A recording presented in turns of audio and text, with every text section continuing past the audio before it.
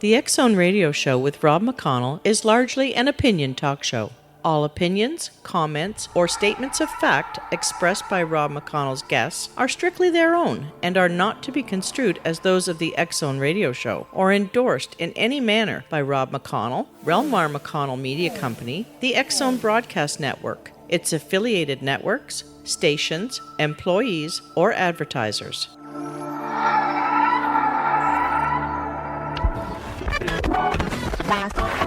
All Hit Radio.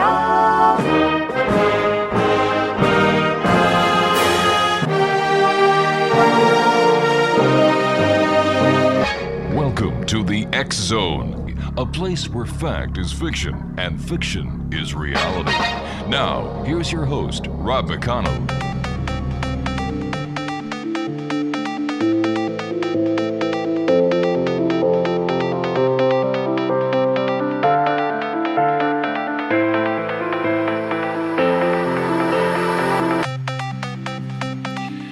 And welcome back to the X Zone, everyone. I am Rob McConnell. We're coming to you from our broadcast center in Hamilton, Ontario, Canada. You can always send me an email, xzone at xzoneradiotv.com. On all social media sites, we're X-Zone Radio TV. And you can find out what's going on, what has gone on, and what will be going on here on the radio show by going to www.xzonerradio.com. Thomas Carey is our special guest this hour. Anyone who has any interest at all in UFOs knows Thomas. He's a native Philadelphian, holds degrees from Temple University in Bachelor of Science in Business Administration, and California State, Sacramento, a Master of Arts in Anthropology. Also attended the University of Toronto's PhD program in Anthropology, an Air Force veteran who held a top secret crypto clearance. Tom is now a retired Philadelphia area businessman. He has been a member of the Mutual UFO Network and is state section director for southeastern Pennsylvania from 1986 to 2001, a special investigator for the J. Allen Hynek Center for UFO Studies from 1991 to 2001, and a member of the QFO's Board of Directors from 1997 to 2001. Tom began in investigating aspects of the Roswell Incident in 1991 for the Roswell investigation team of Kevin Randall and Don Schmitt, and since 1998 has teamed exclusively with Don Schmitt to continue a proactive investigation of the case. Tom has authored and co-authored more than 40 published articles about the Roswell events of 1947 and has contributed to a number of books on the subject as well. Now, he's appeared as a guest on many radio and TV shows throughout the country, including Art Bell's Coast to Coast with Art Bell and George Noory, Fox and Friends, Comcast Network Friends, and Larry King Live, and has contributed to a number of Roswell-related documentaries on screen and behind the scenes. Tom was a consultant and interviewee on the highly acclaimed and rated 2002 two-hour Sci-Fi Channel documentary, The Roswell Crash: Startling New Evidence. And I could go on and on and on, but I'd rather bring Tom on the show right now to talk to him about what he has been doing since he last joined us here in the X-Zone. And Tom, welcome back. Great having you with us. Nice to be, nice to be with you, Rob. So tell me, what have you been doing since you and I last chatted a couple of years ago? I think a couple of years ago we were talking about our latest book at the time was Witness to Roswell, second edition. Mm-hmm. And since then, Rob, we published a book in 2013 called Inside the Real Area 51, The Secret History of Wright-Patterson Air Force Base, which, if you're a Roswell buff, you know that that's where all of the wreckage and the bodies were taken from the 1947 crash. So we sort of picked up the story at that point for that book. And this year, about 2 months ago, we published it, came out our latest book called The Children of Roswell, the 7-decade legacy of fear, intimidation, and cover-ups. So we've been quite busy. Sure have. Researching the book, and as you know, from writing books. When you write a book, there's a lot involved besides just the writing. And so right now, I'm sort of in the lead of finishing the book and my income tax for 2015. It is that time of year, isn't it? Yes. Tom, you and I have to take a commercial break. Please stand by. Once again, thank you very much for joining us. Always a great pleasure talking to you. Exo Nation, Thomas Carey is our special guest, and we'll continue with Tom on the other side of this break as we continue here in the Exo from our broadcast center in Hamilton, Ontario, Canada. The X-Zone is a place where people dare to believe and dare to be heard. It's a place where fact is fiction and fiction is reality. And we come to you Monday through Friday on the Mutual Broadcast Network, the X-Zone Broadcast Network, Talkstar Radio Network, and across Europe and other parts of the world on the Digital Satellite Network. I am Rob McConnell. We'll be back on the other side of this break. Don't go away.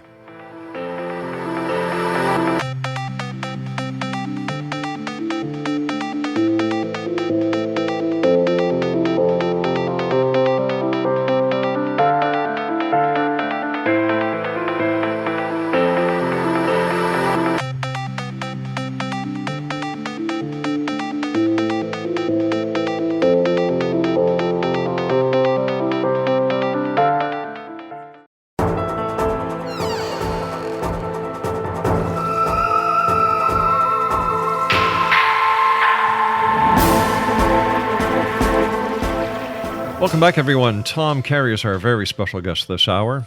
We were talking earlier to Tom about what he was doing since he last was here in the X-Zone, and he's got a couple of new books. The Children of Roswell, a 7-decade legacy of fear, intimidation, and cover-up is out this year.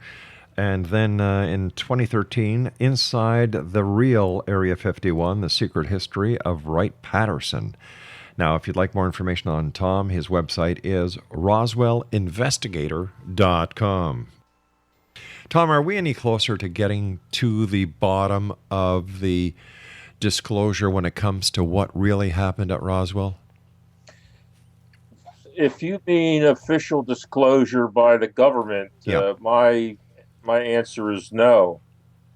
I have always stated that there will be no disclosure from the United States government. They have too much to keep hidden in the way of illegal behavior and the fact that they've been lying to the American public for almost 70 years now about UFOs. It started with Roswell and has continued until this day. Now, Rob, I remember going back as far as the 1960 presidential election. That was JFK and LBJ, the Lyndon Baines Johnson and John F. Kennedy, ran for president and vice president in 1960. And I remember distinctly Lyndon Johnson in the lead up to the election talking about how if they were elected, they were going to release information, the files about UFOs. And once they were elected, the subject never came up again. And this seems to be the pattern with presidential politics. Jimmy Carter in 1976 or 77, I remember I was in Toronto at the time.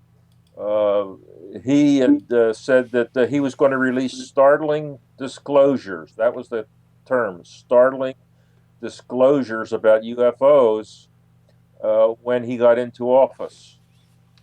And it never happened. Never heard any more about it.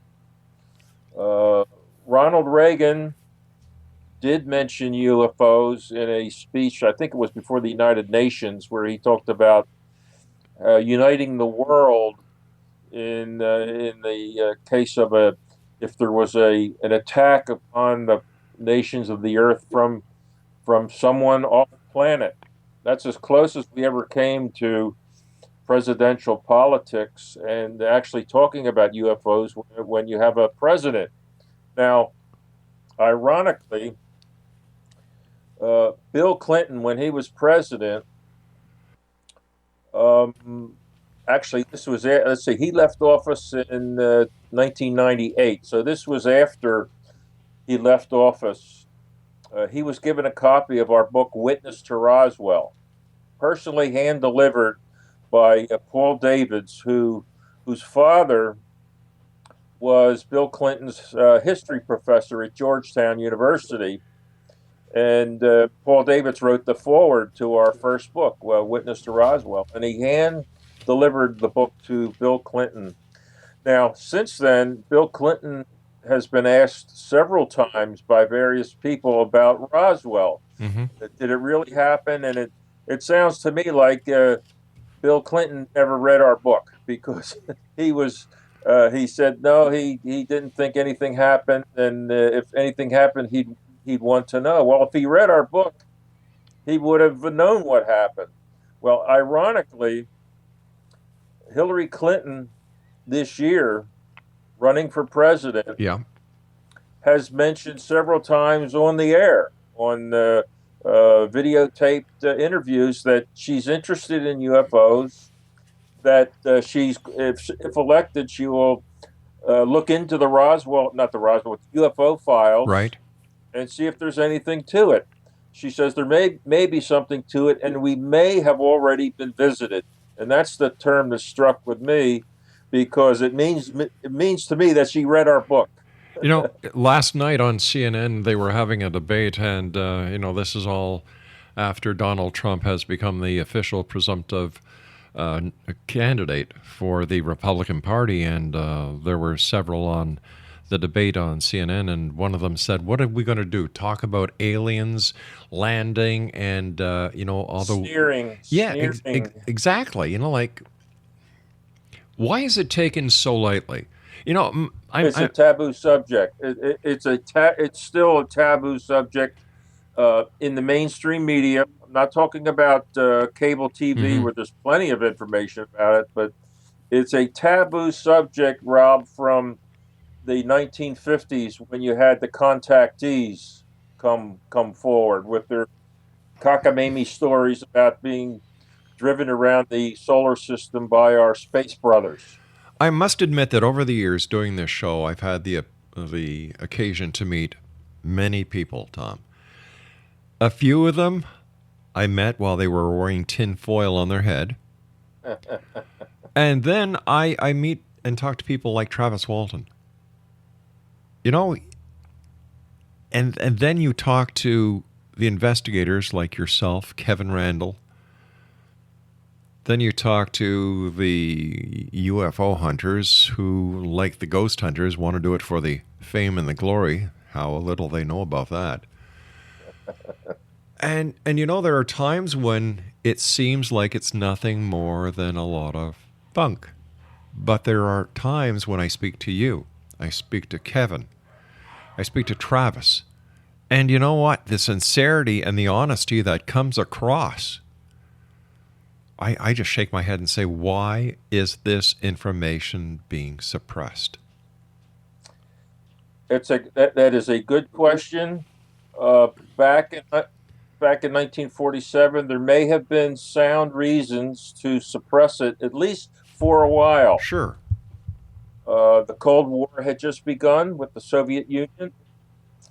The famous War of the Worlds radio broadcast was still fresh in many people's minds. And the Air Force had no antecedents. They had no prior history with anything like this, how to handle it. And you can understand that until they got a hold of what they had and developed a plan of action for analyzing it and controlling it, they said, well, we got to cover this up, at least for now, because we can't let the people know that we don't know what we're doing on this. And we certainly don't want the Soviets to get a hold of any technology that they might be able to exploit, because the world has changed since World War II. So there were some, I believe, some sound reasons. But the question then is, why is it still today covered up, and there are a number of reasons for it. One, I believe it's because of inertia. It's always been covered up, so it just keeps on going with a life of its own. There's no public mandate to release the files, to have another congressional hearing on this that's meaningful. They had one back in 1968 that lasted all of one day. But the subject there is taboo to professional people. I'm talking about doctors, lawyers, politicians, anybody in the public eye whose livelihood depends on their credibility, their believability. They want to get as far away of the subject of UFOs as possible. They don't want their names anywhere near mentioned in the same paragraph, let alone the same sentence as the term UFO. So that's why it's still covered up. There's most notably there's no public outcry for it. We can talk because we're interested in the subject. We're not interested in the people who wear tinfoil on their heads. We're interested in what actually happened, and should this be released? Absolutely.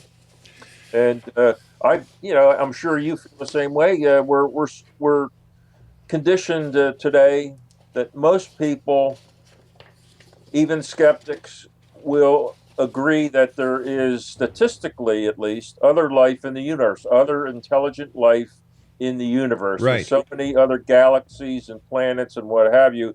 There has to be other life out there.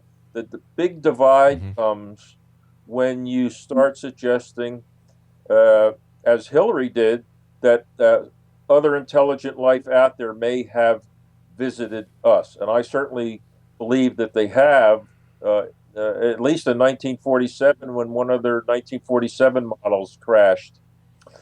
So, and there's been a lot, as you know, ever since. Sure. So the subject has not gone away. And, but would there be a collapse of our financial institutions or religious institutions? Would people panic in the streets like they did in 1938 for the War of the Worlds radio broadcast? I highly doubt it. I agree. And I think actually knowledge that there is other life out there, some sort of proof, would be welcomed. That's my own opinion. And I agree with it, and I know a number of other people that share your opinion, Tom. Do you think that, let me ask you this, why isn't Hillary being held with her heels to the fire or the coals after the statement she made about UFOs? How come nobody just nailed her on that and said, what do you mean? I'll tell you why. And I believe it's a political reason. If Donald Trump had said it or any Republican had said it, they would be held to the fire. Hillary Clinton is the mainstream media. The mainstream media is supporting her, so they want to do everything they can not to embarrass her. So they just let that pass. She said it. I was very interested in it. She sounded sincere that she was. It's clear she's interested in UFOs, the subject of UFOs, going back to the mid-90s. All right, Tom, I've got to cut you off here, my friend. I've got to take my news break at the bottom of the hour. XO Nation. Tom Carey's our special guest. Visit him online, www.roswellinvestigator.com. We'll both be back on the other side of this break. Don't go away.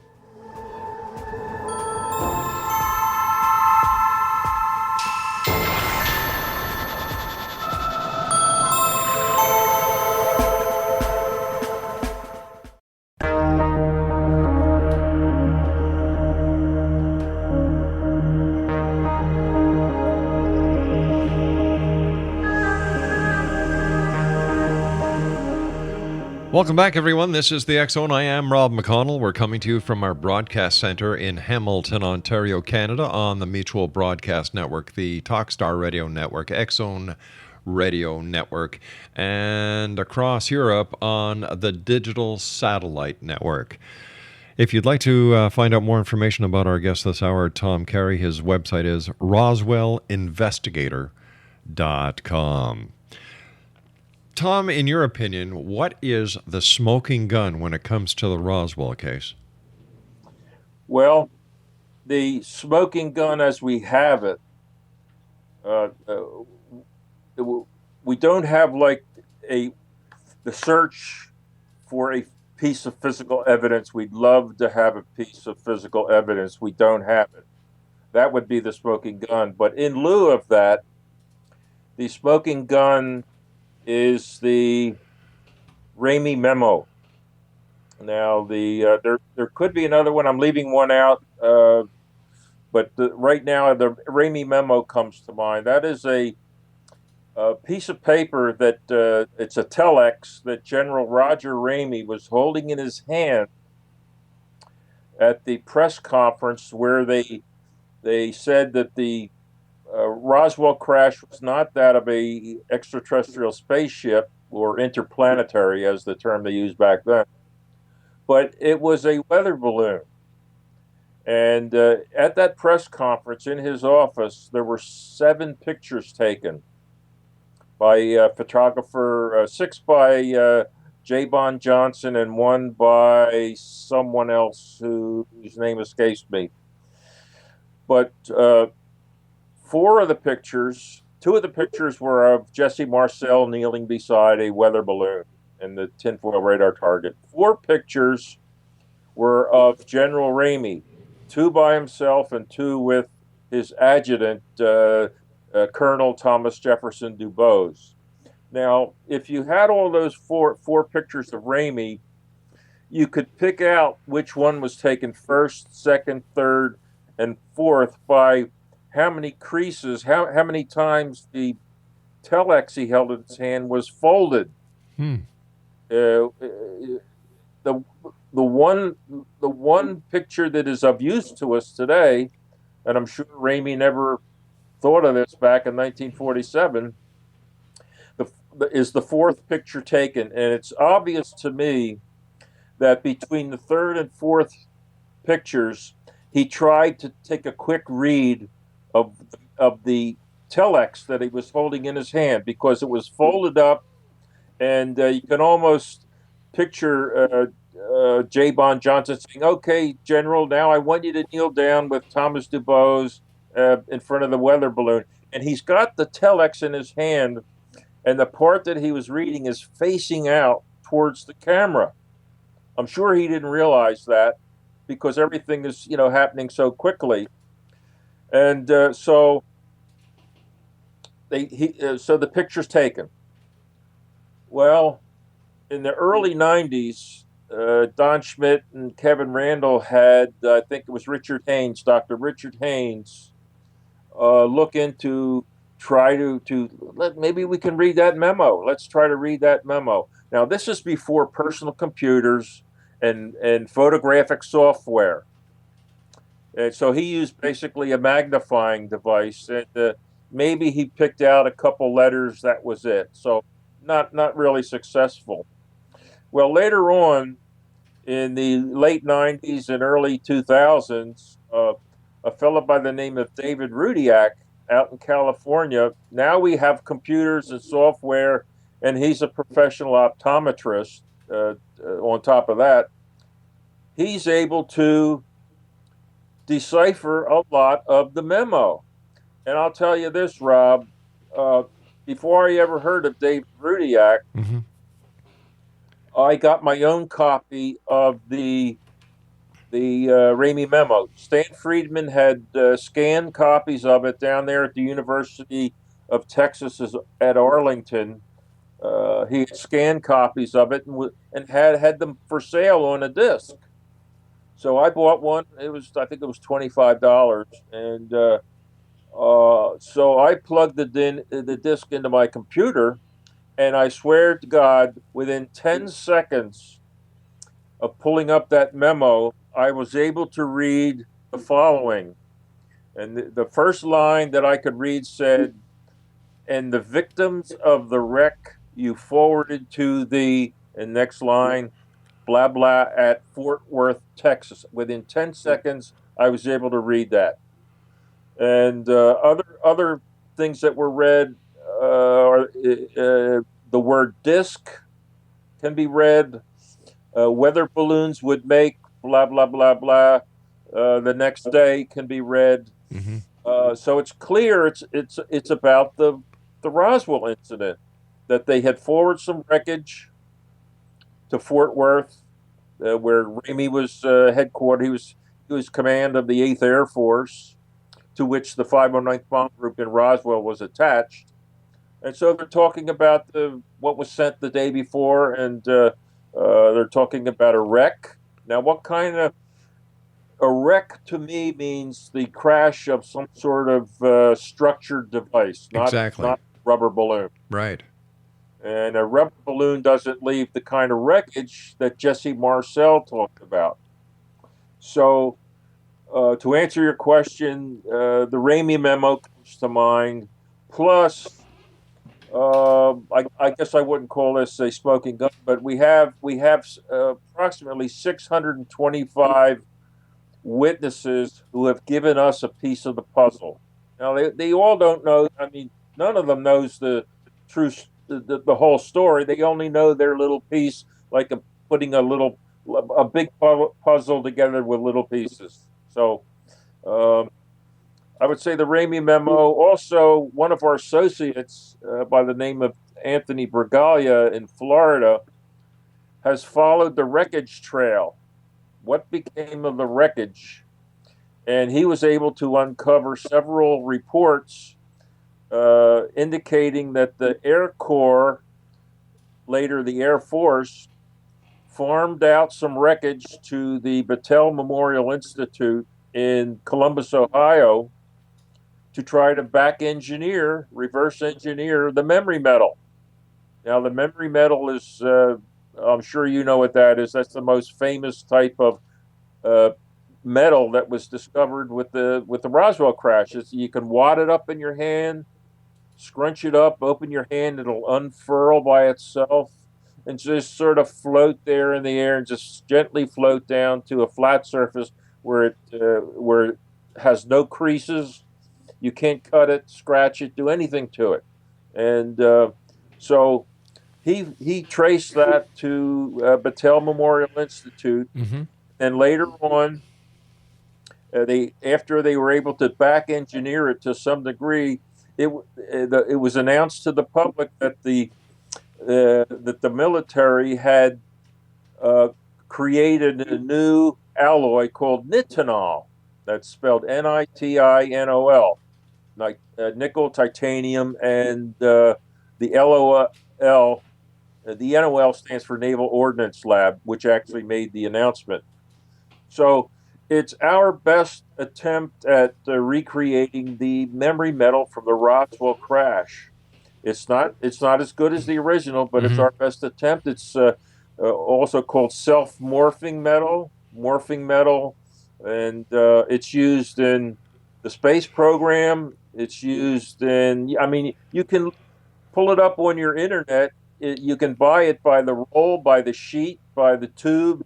It's bendable. It goes back to its original shape, but it's not quite as good as the original from the crash, but it's pretty good. Maybe you can help me understand something, Tom. Over the years, one part of the Roswell case has always baffled me, and that is when Jesse Marcel went to the crash site scene, collected some of the debris. Instead of going right back to the base to maintain the chain of custody, he went to his house, let his family touch the material, breaking the chain of evidence. Why did he do that? Well, I'm sure he was not thinking chain of custody. He was thinking, "Oh my God, I've got something here that probably my family, my kid, Jesse Jr. was 11 years old. I want to show them this in the world because they'll never be able to see it again." But what does that tell us about his sense of duty when he broke with proper decorum. Like I said, Rob, I don't think he was thinking at that time. It's like 2 a.m. in the morning. He's driving back Right. from the deep in the desert. He's got a 42 Buick full of wreckage of strange material that Jesse Jr. told us that his father, right from the get-go, believed it was from a flying saucer. He believed that right away, and he wanted to show his family. Now, I would tell you this, Rob, that if that was the only material that was found, certainly the chain of custody was broken, but there was a whole sheep pasture full of it. I understand that, but the fact being that here you have a base intelligence officer who did something that was blatantly wrong, and yet he's held as a hero by the UFO community. I don't understand that. Well, he's held as a hero because without him, there's no we would not be talking tonight. But why do we believe him? Because there's so much corroborating evidence. There's so much corroborating evidence in all the wreckage that was found, the bodies that were found. Okay. We don't need Jesse Marcel to save the story for us. But where is the wreckage then? If there's so much of it, and we don't need. It was taken to Wright-Patterson. Okay. And there was also accounts that some of it went to Alamogordo, where White Sands was. Some of it went to Los Alamos, but the bulk of it went to Wright-Patterson, and we have witnesses, first-hand witnesses, all along the timeline on that, from the crash site to Roswell to Fort Worth to Wright-Patterson. So we have witnesses all along the trail. But how come none of this material has shown up somewhere? Well, the number one, the Air Force or Air Corps, as they were called then, they scrubbed the desert floor. They scrubbed the desert floor of every piece that they could find. Now, out in that area, I've been there many times. Right.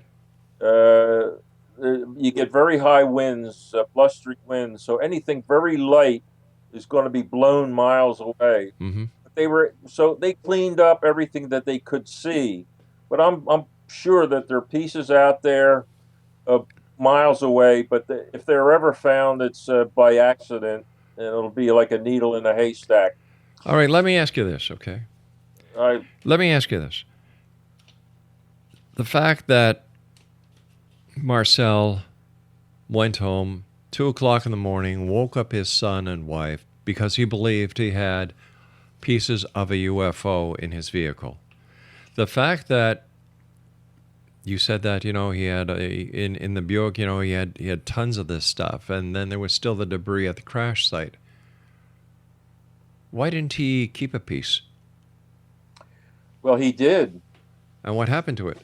He kept a piece, and we got this from, I guess we got it from Jesse Jr. and or Sheridan Cavett, who he went out to the site with. Right. He had a piece. Cavett and Marcel were good friends. They played cards. Their families got together all the time, and there's a story that the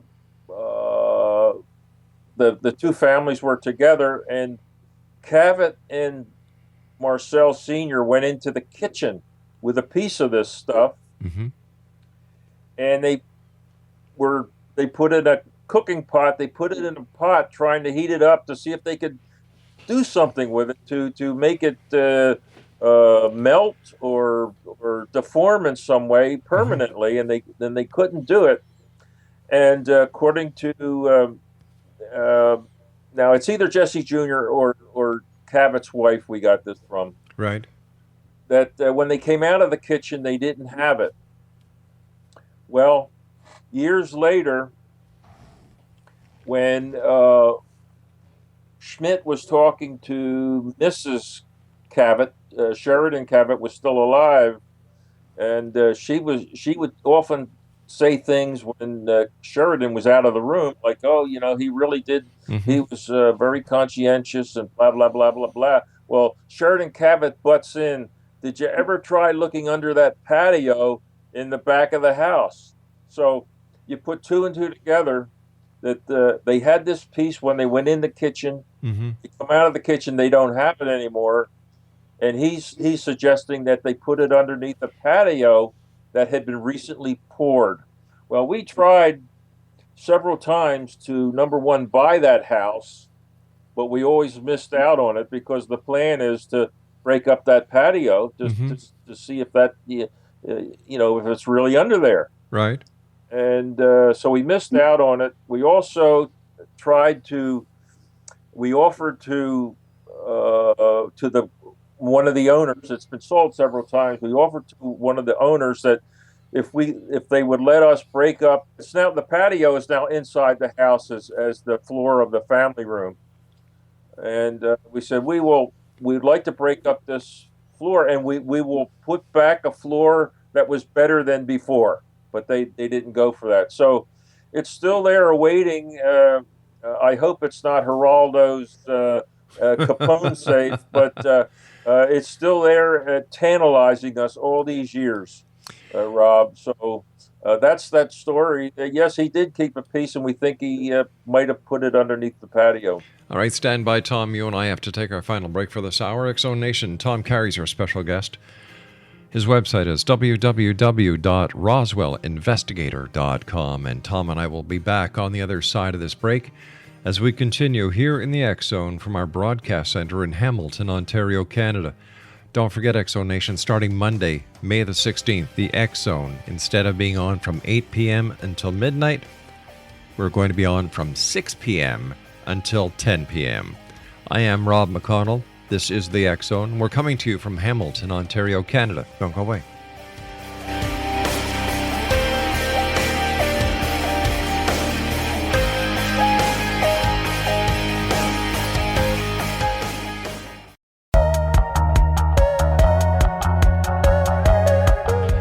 X-Zone Nation, Tom Carey's our special guest this hour, www.roswellinvestigator.com.